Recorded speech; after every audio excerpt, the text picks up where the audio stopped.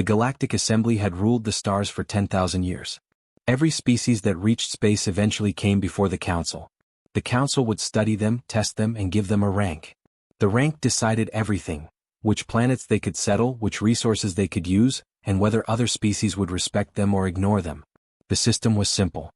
Species with high ranks got power. Species with low ranks got nothing. The Council called it fair. They called it logical. They said it kept the peace. Humanity's turn came on a cold morning. Ambassador Emily Taylor stood in the great chamber, her heart pounding. Above her, 12 council members sat in judgment. They looked like nightmares. Some had too many eyes, others had no eyes at all. One was made of living crystal. Another seemed to be pure energy held together by will alone. Emily had prepared for months. She brought recordings of Earth's greatest symphonies. She showed them paintings by human masters. She presented scientific discoveries, mathematical proofs, and poetry that made her want to cry. She wanted them to see humanity's soul. The council watched in silence. They asked no questions. They made no comments. When Emily finished, they dismissed her and began their deliberation. For 3 days Emily waited. She walked the crystal corridors of the assembly station, passing aliens who wouldn't meet her eyes. Some species had waited decades for judgment. Others had been rejected entirely, sent back to their home worlds with orders never to return. On the 3rd day the council summoned her back. "We have reached our decision," the head counselor said. Its voice sounded like grinding stones. "Humanity is classified as Class 7 Deathworlders.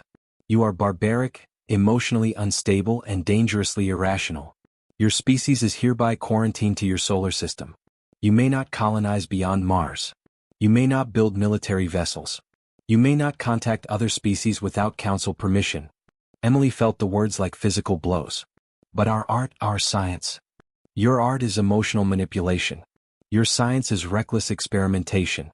Your entire species operates on feelings rather than logic. The council has spoken. You are dismissed." Emily returned to Earth in shame. She delivered the news to a world that had dreamed of the stars. Humanity's golden age had ended before it began. But across the galaxy another species was dying. The Thyran were insectoids, standing as tall as humans but covered in dark blue shells. They communicated through chemical signals and clicking sounds. They had built a simple civilization on 7 worlds, mining resources and living peacefully. Then the plague came. It started on their homeworld. Thousands fell sick in the first week. Millions died in the first month. The disease spread to every Thyran colony. Their doctors tried everything. Nothing worked. The Thyran sent desperate messages to the assembly. Their translations were poor. Their chemical language didn't convert well to standard galactic speech. But the meaning was clear. "Help us, please. We're dying." The assembly convened to discuss the request. The Thyran held the rank of Class 3, barely considered sapient. Council members debated whether helping them was worth the resources. "They occupy 7 mining worlds," one counselor noted. "The Vex Corporation has wanted those worlds for decades. If the Thyran die naturally, the worlds become available," another added. "Is it murder if we simply do nothing?" a third asked. The council voted. 14-2. The Thyran would receive no aid. Nature would take its course.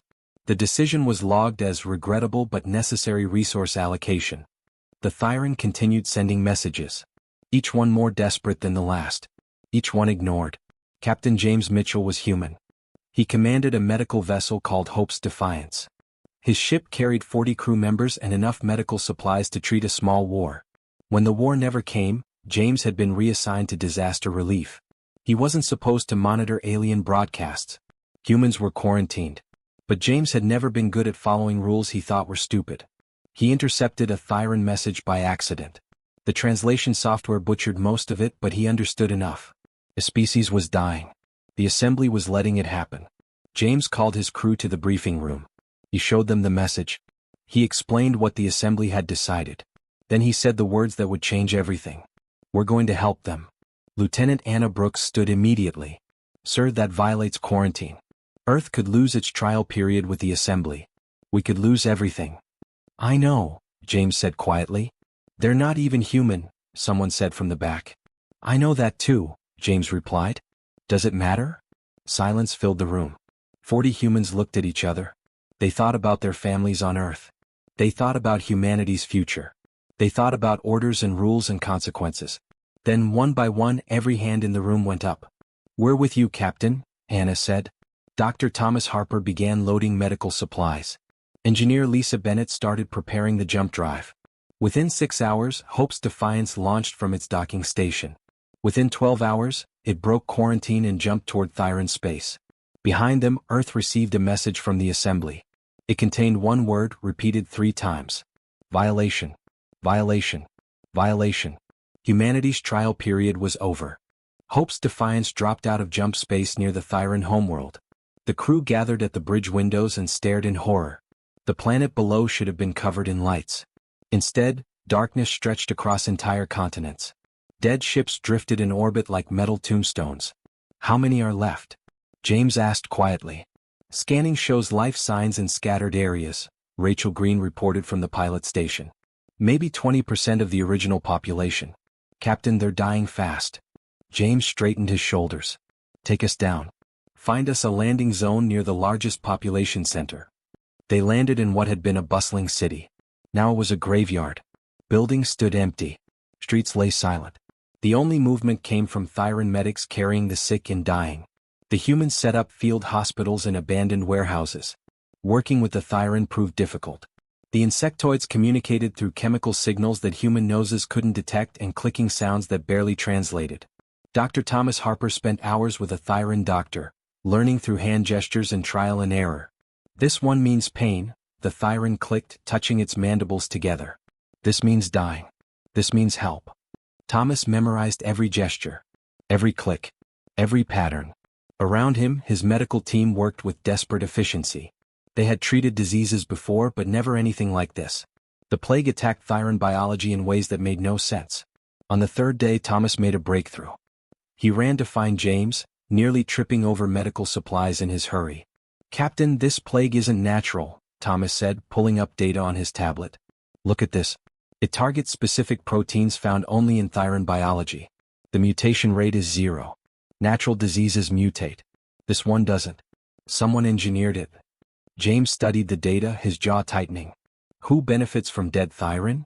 Lieutenant Anna Brooks had been researching that exact question. "The Vex Corporation, sir. They're a mining conglomerate. They wanted these worlds 2 years ago. Offered to buy them. The Thyron refused to sell. 6 months later, this plague appears. It's genocide," James said. "Murder dressed up as nature. And the assembly knows," Anna added bitterly. "They have to know. They just don't care." The human crew worked in shifts that would kill most species. 40 hours awake, 4 hours asleep, then back to work. They survived on stimulants and determination. Engineer Lisa Bennett turned mining equipment into medical devices. She built ventilators from air processors and diagnostic scanners from more detectors.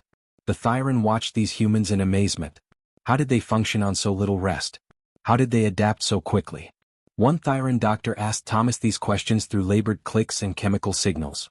"We're from a death world," Thomas explained, not sure how much the Thyron understood. "Earth tried to kill us for millions of years. We learned to be stubborn. We learned to keep going when stopping means death." On day 7, everything changed. 3 massive ships appeared in orbit. Assembly enforcer vessels, each one capable of destroying Hope's Defiance with a single shot. A transmission came through immediately. "Human vessel Hope's Defiance, you have violated assembly quarantine protocols. You are ordered to surrender immediately for trial and punishment." James looked at his crew. They were exhausted. They were scared.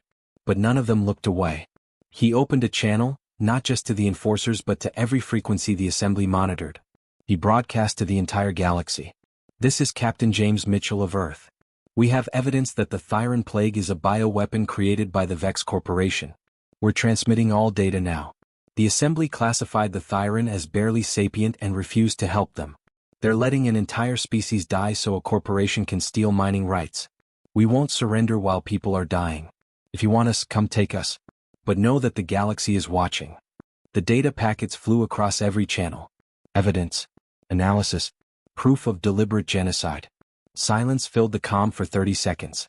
Then the enforcer commander spoke again. "You will surrender. This is your final warning." "Come and get us," James replied calmly. "But fire on a medical ship and see what happens to your reputation." The enforcers held position. They couldn't fire with the whole galaxy watching. They couldn't let the humans go either. So they waited. Back on Earth, the broadcast spread like wildfire. Humans watched their quarantine end in disgrace. But they also watched 40 of their own risk everything for aliens they'd never met. Other species watched too.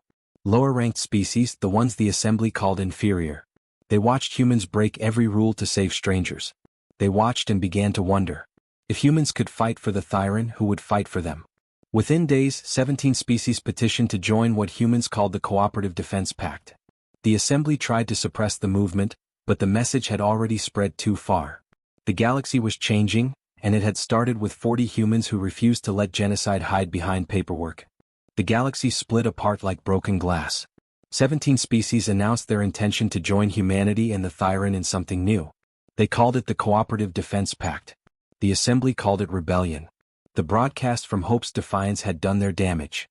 Species ranked as inferior, species told they didn't matter, now had proof that the system was rotten. They watched humans risk everything for strangers. They wanted that kind of ally. The Assembly Council met in emergency session. Some members argued for reform. Others demanded the humans be made an example. The elite species, the ones who profited from cheap labor and exploited resources, saw their comfortable world crumbling. The Vex Corporation hired the best lawyers in the galaxy. They denied everything. When evidence proved their guilt, they claimed it was justified business practice. When that failed, they called for human extermination as a threat to galactic stability. 4 major powers answered that call. The Corthan Empire contributed 2,000 warships. The Seville Dominion added another 1,000. 2 smaller powers brought 300 each. Combined with Vex private military forces, the coalition assembled 4,300 vessels. Their mission was simple. Contain the Deathworlder contagion before it spread further. Earth had 40 military ships. Most were outdated patrol vessels never meant for real combat. The 17 allied species combined had 800 ships, but most were converted cargo haulers with weapons bolted on as an afterthought. Admiral William Carter stood in Earth's orbital command center, staring at the tactical display. The numbers made his stomach hurt. "We can't win this," he said to General Patricia Morgan. "It's mathematical certainty. They'll crush us." Patricia studied the display with calm eyes. "We don't have to win, William. We have to make them regret starting the fight. We have to hurt them so badly they never try this again." "How do we do that with 40 ships?" Patricia smiled coldly. "We fight like humans. We cheat." The next 6 months became a frenzy of preparation. Human engineers traveled to allied worlds, teaching them to weaponize everything. Mining lasers became point defense systems. Cargo containers became missile pods. Industrial fabricators started churning out weapons that violated every assembly treaty on acceptable warfare. The Thyran contributed their chemical expertise. The Duran, rocky beings who could survive in vacuum, volunteered for external ship repairs during combat. The Zephyr, gaseous entities, learned to infiltrate enemy vessels through ventilation systems. Every species brought something useful. What the assembly had dismissed as inferior became strengths in the hands of desperate defenders. Dr. Thomas Harper made an interesting discovery. Thyran chemical communication could be modified into a neural disruptor that affected most assembly species. It would give them a huge advantage. He brought the idea to the Thyran Council. The Elder, a massive insectoid with scars from the plague, listened carefully. Then it clicked a firm negative. "We will not become what hurt us," the Elder said through the translator. "We will not use biology as a weapon. That path leads to becoming the Vex Corporation." Thomas felt ashamed for even suggesting it. "You're right. I'm sorry." "Do not apologize for trying to protect us," the Elder replied. "It shows you care. But we fight with honor or we don't deserve to win." The humans respected that choice. Instead, they focused on defense, stealth, and tactics the assembly had never imagined. They trained the Allied fleet in something humans called asymmetric warfare. When you're outnumbered, you change the rules. Captain James Mitchell remained with the Thyran, helping coordinate the alliance. He knew the coalition was coming. He knew the odds. But when he looked at the recovered Thyran, at the 17 species who'd found courage, he felt something the assembly would never understand. He felt it was worth it. 3 days before the enemy fleet arrived, James addressed the entire alliance from Hope's defiance. The transmission reached every ship, every station, every world in the pact. "They're calling us irrational," James said. "They say we're being emotional and stupid. They're right. No rational being fights for strangers. No logical species risks extinction for principles they could just ignore. The smart choice is to surrender. The safe choice is to abandon each other and beg for mercy. He paused, looking directly into the camera. But we're not here to be rational. We're not here to be safe. We're here because some things matter more than survival. We're here because when someone's hurting, you help them. When someone's dying, you fight for them. When someone says your life doesn't matter because you're ranked too low, you prove them wrong. James felt his voice growing stronger. The assembly thinks we're weak because we care about each other. They think compassion is a flaw. They're about to learn why Deathworlders survive when everyone else gives up. We survive because we don't fight alone. We survive because we're willing to die for each other. And that makes us stronger than any fleet they can send.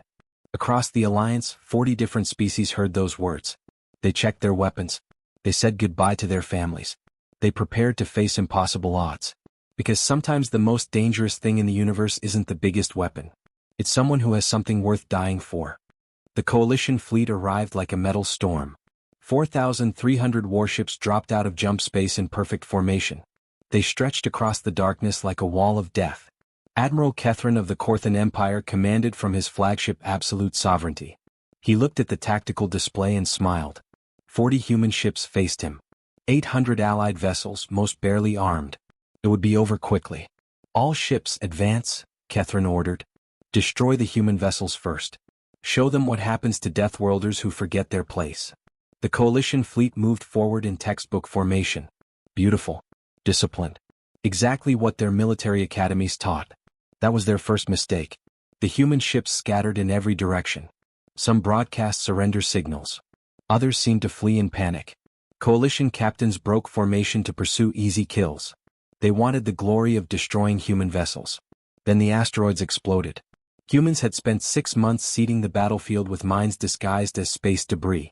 60 Coalition ships vanished in the first 10 minutes, torn apart by explosions they never saw coming. Reform the line. Kethrin screamed into his comm, "It's a trap." But the damage was done. The perfect formation had become chaos. Ships collided trying to retreat. Others fired wildly at shadows. Admiral William Carter watched from Earth's command station. Phase 2. Release the civilian transports. 50 unarmed cargo ships emerged from behind Luna. Coalition sensors tagged them as non-threatening. Military vessels ignored them, focusing on the human warships that were actually shooting back. The cargo ships reached optimal distance. Their bay doors opened. Thousands of autonomous drones poured out like angry insects. Each drone carried a fusion charge and simple instructions. Find a Coalition ship and detonate. They weaponized cargo vessels, Kethrin said, disbelief in his voice. That violates every treaty on acceptable warfare. His tactical officer looked grim. Sir, we classified them as Deathworld barbarians. Perhaps we should have taken that seriously. By the end of day 1, 300 Coalition ships were destroyed or disabled. The humans hadn't lost a single vessel. They'd lost drones, they'd lost mines, but their actual ships danced through the battle like ghosts. Day 3 brought a new horror. 6 humans in powered armor breached the Seville battlecruiser dominant force. The Seville captain deployed 40 soldiers to kill them. It should have been simple math. 40 trained warriors against 6 humans. The math was wrong. Sergeant Mary Collins led the boarding team. She moved through corridors like death incarnate. Deathworld reflexes meant she reacted before enemies finished aiming. Deathworld endurance meant she kept fighting through injuries that should have killed her. Deathworld stubbornness meant she never stopped. Mary held a critical corridor alone for 2 hours. She took 17 hits from energy weapons. Her armor failed. Her left arm broke. She kept firing. When her rifle ran dry, she used her sidearm. When that ran out, she used a knife she'd made from scrap metal. The Seville soldiers retreated. They'd never faced anything that refused to die. Similar stories played out across the fleet. Human boarding parties became nightmares that Coalition soldiers whispered about. Some ships surrendered rather than face them. Meanwhile, the Thyran contributed their own expertise. They'd refused to weaponize their chemical abilities, but they could still help. Thyran medics developed compounds that temporarily boosted human performance. Faster reflexes. Better pain tolerance. Improved healing. They turned dangerous humans into something even more terrifying. The other allied species found their roles. The Rocky Duran walked on ship hulls in vacuum, repairing damage during active combat. The gaseous Zephyr infiltrated enemy vessels through air vents, sabotaging systems from within. Every species the assembly had dismissed as worthless proved their value in blood and fire. On day 7, Hope's Defiance took a direct hit from a Corthan destroyer. The medical ship's hull cracked open. 90% of systems failed. Captain James Mitchell should have ordered evacuation. Instead, he ordered his crew to keep fighting. Engineer Lisa Bennett welded hull breaches with one hand while firing a plasma pistol with the other. Dr. Thomas Harper treated wounded crew members between manual weapons reloads. They had no right to still be fighting. The ship was dying around them. But Deathworlders don't quit just because something is impossible. Hope's Defiance, burning and broken, fired its last missiles at a Coalition cruiser. Then the crippled medical ship activated its jump drive with damaged engines. It shouldn't have worked. The mathematics said it would tear the ship apart. Instead, Hope's Defiance jumped directly into Admiral Catherine's flagship. The collision destroyed both vessels. James Mitchell and his crew of 40 died instantly. They took 300 Coalition personnel with them. The battle paused. Both sides stared in shock at the debris field. Why would they do that? Someone whispered on the Coalition command channel. They could have surrendered. They could have evacuated. Nobody had an answer. The assembly had classified humans as irrational. They were learning what that actually meant. Admiral Catherine survived, barely. From his escape pod, he watched his fleet falling apart. They'd lost over 1,000 ships. The humans and their allies had lost perhaps 200. On day 11, with his fleet in ruins, Catherine transmitted his surrender. The Treaty of Terra changed everything. Representatives from 200 species gathered on Earth to witness the signing. The old Assembly Council had been dissolved. Many of its members faced trial for allowing genocide. The rest had resigned in disgrace. The new Galactic Federation had one simple rule: every species gets an equal voice. No more rankings. No more superior and inferior classifications. A species with stone tools had the same vote as a species with planet-destroying weapons. It sounded chaotic. The old council had said this was why rankings were necessary. Without them, civilization would collapse into disorder. They were wrong. Ambassador Emily Taylor stood before the new Federation Council. The same woman who'd been rejected and humiliated now helped write the new laws. She'd survived to see humanity vindicated. But the victory felt hollow when she thought of the 40 crew members who died on Hope's Defiance. "We humans have a saying," Emily told the assembled species. "We are our brother's keeper." It means we take care of each other. It means no one stands alone. The translator struggled with the phrase. The concept didn't exist in most galactic languages. How do you explain caring for strangers to species that had never done it? Then a Thyran elder stood. Its dark blue shell bore scars from the plague that had nearly destroyed its species. It clicked and released chemical signals that the translator converted to words. "We understand this saying now," the elder said. "The humans showed us. They came when no one else would. They risked everything for strangers. We have adopted this idea into our culture. We call it pack bonding across species. And we believe it is the future of this galaxy." The chamber erupted in approval. Clicks, whistles, roars, and sounds humans had no names for. 200 species agreed. Humanity received a new designation. Not Class 7 Deathworlders anymore. Now they were called Guardians. Not rulers. Not conquerors. Defenders of those who couldn't defend themselves. 23 species joined the Cooperative Defense Pact in the first year. By year 5, that number reached 90. The pact wasn't a military alliance designed for conquest. It was a promise: if you're in trouble, we'll come. No matter the cost. The Thyran civilization rebuilt quickly with human help. Their worlds bloomed again. They combined their chemical knowledge with human medical science and created cures for diseases that had plagued the galaxy for centuries. Together, they saved billions of lives across hundreds of worlds. Captain James Mitchell never lived to see it. But Earth built a memorial in his honor. It listed all 40 crew members of Hope's Defiance. The inscription was simple: they went first so others wouldn't have to go alone. Humans visited that memorial before deploying to distant stars. They touched the names carved in stone. They remembered why those 40 had died. Then they boarded their ships and continued the work. Dr. Thomas Harper survived the war. He established the Interspecies Medical Academy on Thyran Prime. Students from 200 species learned there. They studied human emergency medicine, Thyran biochemistry, and medical ethics that put patient care above profit. The Academy's motto was direct: we treat everyone or we treat no one. Engineer Lisa Bennett led technology-sharing programs across the galaxy. Species that had hoarded their discoveries for profit now shared freely. Advanced civilizations helped primitive ones skip centuries of development. The rising tide lifted all ships, as humans like to say. Sergeant Mary Collins, who'd held that corridor alone and survived 17 weapon impacts, received medals from countless species. She kept only one. The Thyran had given her a crystal that translated roughly to "pack sister who bleeds for others." She wore it every day. The Vex Corporation faced justice. Its executives stood trial for genocide. The evidence humans had broadcast across the galaxy ensured their conviction. Their mining claims returned to the Thyran, who then shared the resources with species in need.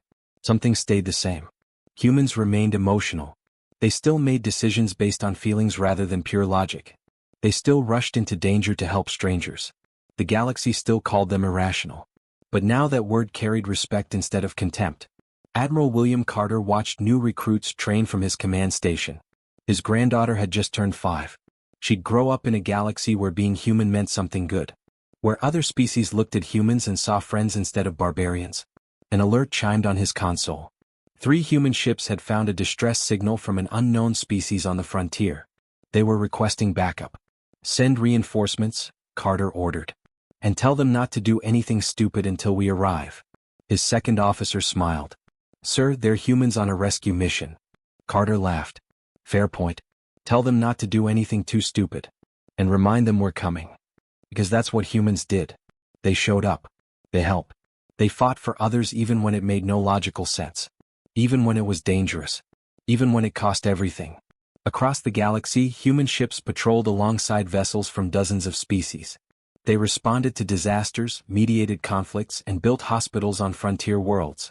They taught other species that strength meant protecting the weak, not exploiting them. When new species joined the Federation, scared and uncertain, humans welcomed them with open arms. "You're not alone anymore," they'd say. "That's what we do. We show up for each other." The old assembly had called humanity Class 7 Deathworlders. Barbaric, dangerous, inferior. They'd been half right.